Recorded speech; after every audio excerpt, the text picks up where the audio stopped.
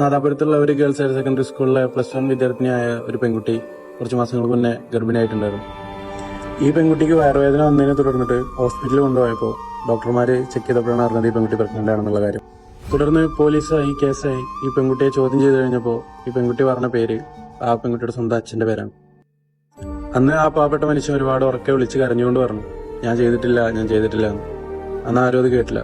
പത്രങ്ങളും വാർത്തകളും എല്ലാം അത് കുട്ടി ആഘോഷിച്ചു. എല്ലാ വാർത്തകളിലും ഹെഡ്ലൈനായിട്ട് ഇയാളുടെ ഫോട്ടോ അടക്കം വന്നു. പിന്നീട് DNA ടെസ്റ്റ് പുറത്തു വന്നതോടുകൂടിയിട്ട് ആ ഉപ്പ് കുറ്റക്കാരനല്ല, മറ്റൊരാളാണ് പ്രതി എന്നുള്ള കാര്യം പുറത്തു വന്നു. നാദാപുരത്തുള്ള ഇഹാബ് ആശുപത്രി എന്ന ആശുപത്രിയിൽ ക്ലീനറായിട്ട് വർക്ക് ചെയ്തിരുന്ന ഈ പെൺകുട്ടിയുടെ ഉമ്മ അവിടുത്തെ ഡോക്ടറായ ശ്രാവണ്ടായിരുന്നു ഒരുപാട് ക്യാഷ് കടം വാങ്ങായിരുന്നു. ഒടുവിൽ കടം വാങ്ങി പൈസയൊന്നും തിരിച്ചു കൊടുക്കാൻ കഴിയാതെ വന്നപ്പോൾ ഈ ഡോക്ടർ ശ്രാവൺ ആവശ്യപ്പെട്ടത് ഈ ഉമ്മയോട് അവരുടെ 16 വയസ്സുള്ള മോളെയാണ്. തുടർന്ന് ഈ ഡോക്ടറായിട്ടുള്ള ബന്ധത്തിലാണ് ഈ പെൺകുട്ടി ഗർഭിണിയാവുന്നത്. കാര്യം പുറത്തു വന്നപ്പോൾ സ്വന്തം ഉമ്മയാണ് ഒറ്റക്കായനായിട്ടുള്ള ഭർത്താവിന് ഒറ്റ കൊടുത്തത്. ഉമ്മന്റെ നിർബന്ധപ്രകാരം മോളും ഉമ്മ പറയണ കേട്ടു. ഒറ്റക്കാനായിട്ടുള്ള ഉപ്പയെ പോലീസുകാർ ഒരുപാട് തല്ലി. ഇയാൾ വേദന സഹിക്കാതെ കുറ്റം സമ്മതിച്ചു. അന്ന് നാട്ടുകാരുടെയും നിയമത്തിന്റെയും മുന്നിൽ അയാൾ കുറ്റക്കാരനായി. ഇവിടെ ഈ പെൺകുട്ടി വാപ്പക്കെതിരെ വ്യാജ പീഡന പരാതി കൊടുത്തു എന്ന് മാത്രമല്ല, ഞാൻ ഈ സ്റ്റോറി മുഴുവൻ കേൾക്കുമ്പോൾ എന്നെ ഏറ്റവും അധികം വേദനിപ്പിച്ചൊരു എലമെൻ്റ് എന്ന് പറഞ്ഞാൽ, ഈ പെൺകുട്ടിയുടെ വാപ്പാക്ക് ഒരു കൈയില്ല. ഈ നാസർ എന്ന് പറയുന്ന നിഷ്കളങ്കനായ മനുഷ്യന് ഒരു കൈയില്ല. ഈ ഒരൊറ്റ കൈ വെച്ചുകൊണ്ട് ഈ മനുഷ്യൻ അധ്വാനിച്ചു കൊടുത്ത ഭക്ഷണവും കഴിച്ചിട്ടാണ്, ആ വസ്ത്രവും ധരിച്ചിട്ടാണ് ഒടുവിൽ ആ വാപ്പ എന്നെ പീഡിപ്പിച്ചു എന്ന വ്യാജ പരാതി പോലീസിന് കൊടുത്തത്.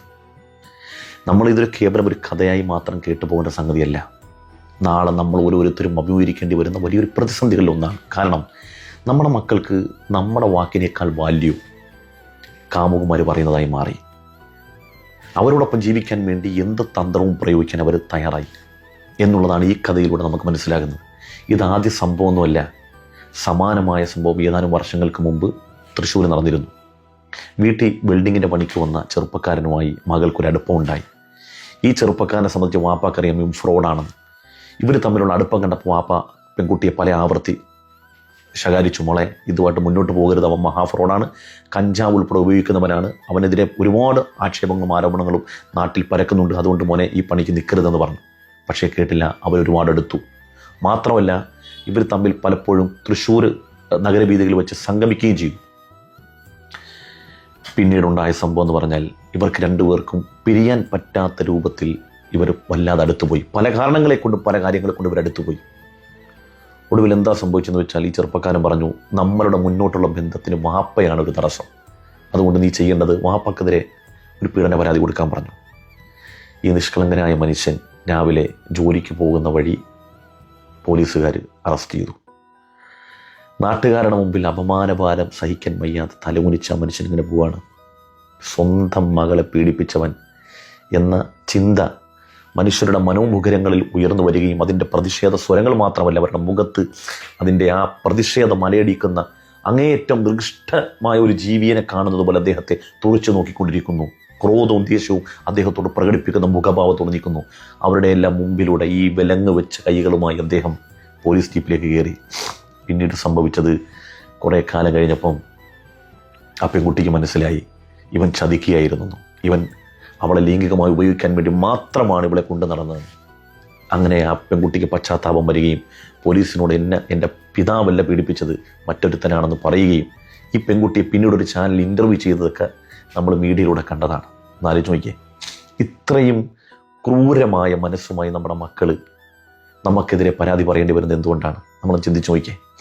ഇതുകൊണ്ടാണ് നമ്മുടെ പെൺകുട്ടികൾ അതിർവരമ്പുകളെ ഭേദിക്കുമ്പോൾ ചെയ്യരുതേ, അവർക്ക് നിങ്ങൾ ദീൻ കൊടുക്കണേ, അവരെ പക്വതയോടുകൂടി വളർത്തണേ, അവരെ ദൈവഭയമുള്ളവരാക്കി വളർത്തണേ. അവർ തുള്ളുകയും ചാടുകയും പലരോടൊപ്പം കറങ്ങുകയും ചെയ്യുന്ന ഈ സ്വാതന്ത്ര്യത്തിൻ്റെ പറുദീസയാണ് ഈ ലോകമെന്ന് മനസ്സിലാക്കി ഈ കുട്ടികൾ അതിർവരമ്പുകളെ ഭേദിച്ച് തുള്ളുകയൊക്കെ ചെയ്യുമ്പോൾ നമ്മൾ പറയാറുണ്ട്, പെൺകുട്ടികൾക്ക് ഒരു അച്ചടക്കം വേണമെന്ന് പറഞ്ഞാൽ അത് ആർക്കും ഇഷ്ടപ്പെടാറില്ല, ആർക്കും തൃപ്തിപ്പെടാറില്ല.